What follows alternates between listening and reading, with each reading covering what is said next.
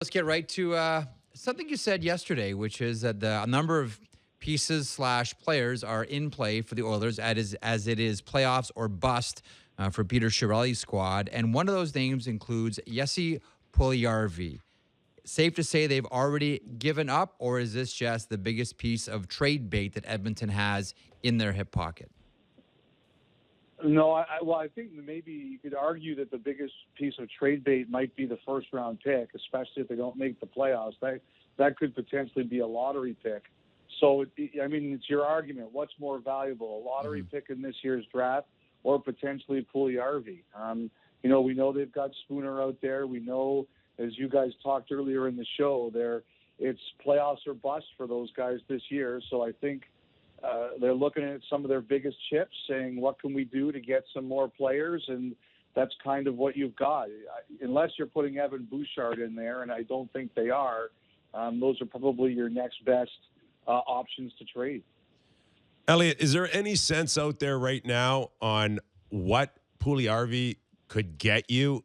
And, of course, we know him as a top pick in the National Hockey League, but he's not getting traded like a top 5 guy, in my opinion, that he hasn't proven now that he is still a star in the making. I don't know whether or not he'll play 2 more years or 15 more years.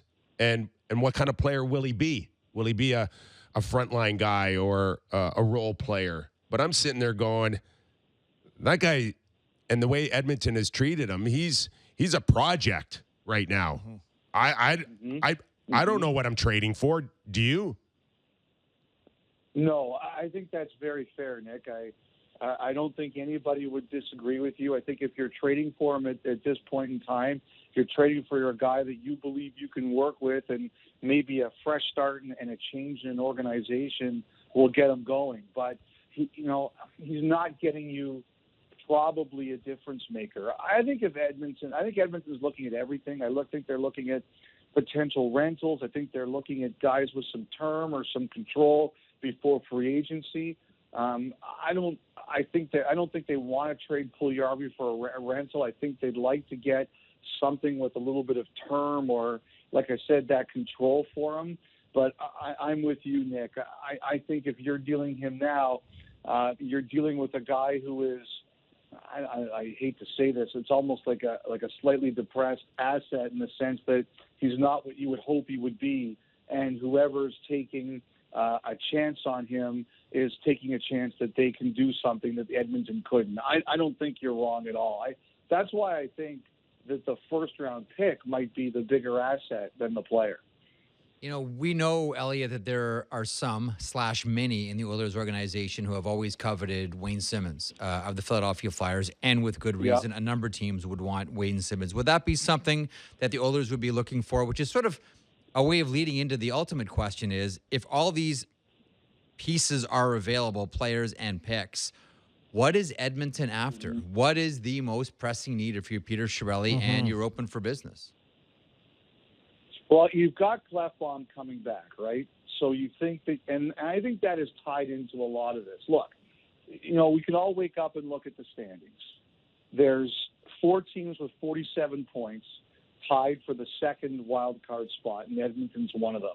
All of a sudden, you had St. Louis, who we kind of left for dead, and they're 3 points back, and even Arizona is 4 points back.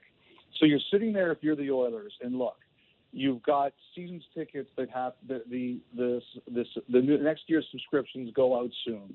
You've got 3-year suite leases, and those go out soon to be renewed. You're sitting there and you're saying, we need something positive. We have to go for this. And what you're doing is, I think if you trade Puljujarvi, you're hoping you're getting somebody who's not a rental. But I think they've looked into the guys like Wayne Simmons. I think they've looked into guys like Zuccarello, who's finally started to play a bit better in the last few games. I think they're looking at everything. If you tell them that they can get a rental that they think can make a difference, I think they'll do it. If you tell them that they can get somebody with a bit more control who can make a difference, I think they'll consider it. This is a team this year that is all in to make the playoffs, not only for hockey reasons and how it could affect the future of their hockey operations, but also for the business side. It's pretty obvious that some teams sit there and say, you know what, we're not good enough. We're not going to go all in because we don't feel this is the year to do it. It's very clear that Edmonton does not feel that way, and they're all in because they feel for a lot of different reasons they have to do it. And where's the market, you think, on some of these guys? You know, Kipper's just mentioned, and Jeff, like a Simmons, and you talk about a Pouliot, like you're talking about a Nugent Hopkins and or something, like you're talking about key pieces here, and that's what the Oilers are talking about a few of those guys that they have. No, I don't think they're talking about Nugent Hopkins unless it's a hugely difference-making piece. Like, he's been a really good player for them. I think especially since, you know, Draisaitl and McDavid play a lot together, you know, you need Nugent Hopkins. I don't think that that's something they're really looking at. I think it's basically what we just talked about. It's, you know, who are their best, you know, one of the goalies maybe, Talbot, because this is a league that, you know, you could use goalies. There aren't too many of them. Like, how many teams have a good tandem? But if you're the Oilers, you need somebody back who can play the position for you if you're going to trade him, if you're in a race. I think it's Puljujarvi in the pick. Again, if you're not going to use Bouchard, and I don't think they would, I think it's Puljujarvi in the pick that are their best assets. Elliotte, Ottawa has players that we know will be available, if not are already available. Should we draw a line between Edmonton and Ottawa in a potential deal? Mm-hmm. You know, I think that is a potential possibility. Cody Ceci. You know, if you're the I'll just Oilers, say it. Cody Ceci. Well, yeah, I think potentially. Though I think if Ceci gets traded, I don't think that's going to happen now. I think if that happens, that's going to be deadline. Mm-hmm. I don't think that's an immediate thing.